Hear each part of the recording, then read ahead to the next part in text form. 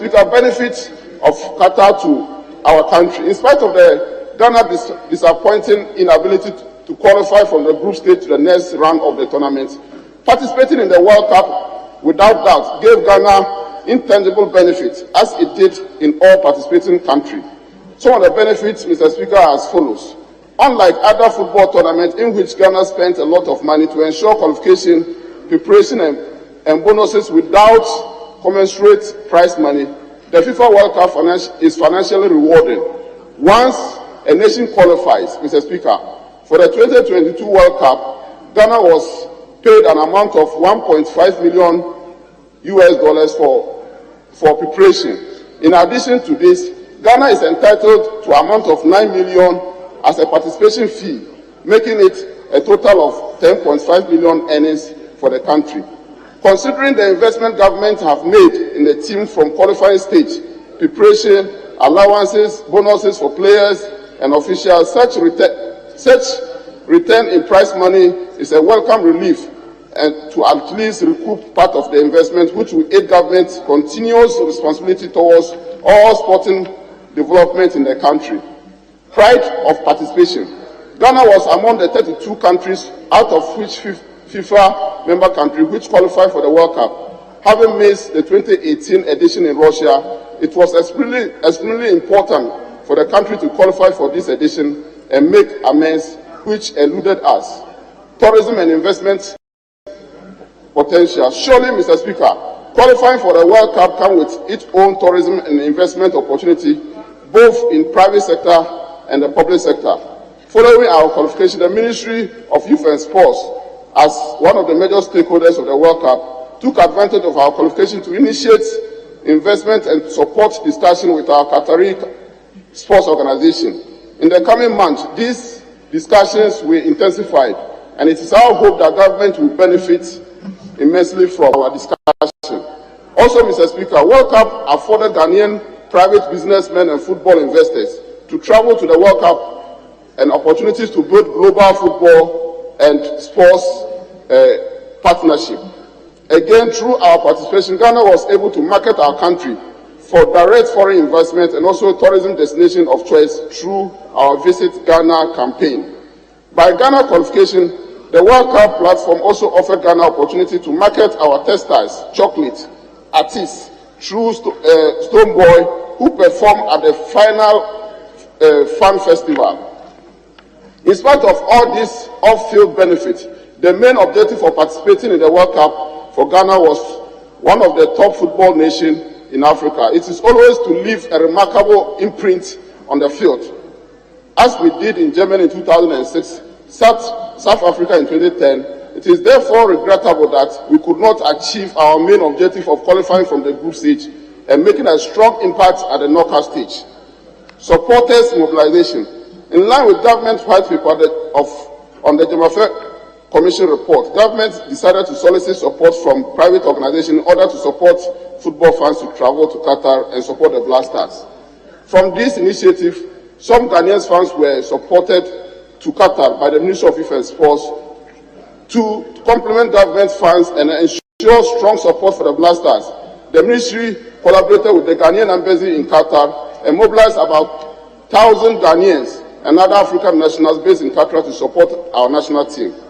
These funds were offered free match tickets by the ministry as well as paraphernalia in the Ghanaian colors. Technical vacancy. The head coach of the Black Star, who was contracted for the World Cup following Ghana exit, Coach Otuado announced his decision not to continue as a Black Star coach. This has led to vacancy ahead of our assignment by the Black Star in 2023. The Ministry of Youth and Sports and the GFA have already commenced discussion in appointing a new technical team for the Black Star with the view of transforming the national team. Mr. Speaker, budget. Mr. Speaker, you may recall that prior to Ghana's participation to the World Cup, I informed this House that our estimated budget at the group stage was $8,166,200 United States dollars. Out of this estimated budget, Mr. Speaker, our total expenditure for the group stage participation amounted to $5,166,200 $71,840 United States dollars. These expenditures covered appearance fee, per diem, flight arrangements, medicals, equipment, logistics, and hospitality. Mr. Speaker, the reason for the surplus of $3 million after our exit from the group stage is as a result of the ministry's prudent management of resources, as well as the ministry's decision to negotiate on qualification bonus for the next round instead of paying winning bonus per match. What this means is that in spite of our Black Star defeating South Korea in our second group match, we did not pay any winning bonuses to that win. However, we would have paid qualification bonus to the team had they been able to progress from the group stage of the World Cup, regardless of the results of our matches, the group matches. Mr. Speaker, this measure we have adopted is aimed at motivating the team to go all out and progress from one stage of a competition to the other, and also to ensure prudent management of resources. Mr. Speaker, even though we have not been very happy for the Black Star progress for us to pay the qualification bonus, these measures have also saved the nation some money, which will go back to continual support of sports development. Way forward, Mr. Speaker. The Black Star recent participation in the two major tournaments have not yielded the desired on-pitch results, notwithstanding the enormous investment of government continues to make in the team. This calls for drastic measures, especially in the handling of the team, to ensure that, as a nation, we halt the dwindling fortune of our national team. Despite our disappointing exit from the group stage of the World Cup, one positive is that the young team gave our nation a glimmer of hope that the team can go places if we learn from our mistakes and correct the wrongs. The Ministry of Youth and Sports therefore intends to lead a national dialogue of all stakeholders to come out with a modern and inclusive way of managing our national team.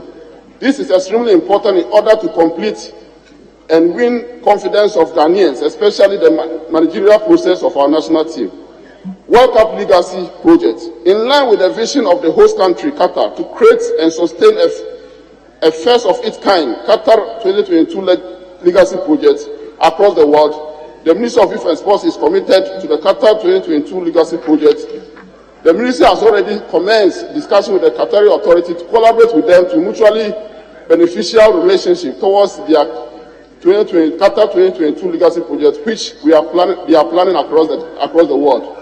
On our own, the Ministry will soon launch our version of the Qatar 2022 Legacy Project, which will see us collaborate with private sector to build basic and much-needed sports infrastructure, such as football pitches, boxing gyms, basket courts, tennis courts, volleyball courts, in various communities and schools to enhance community and schools and sports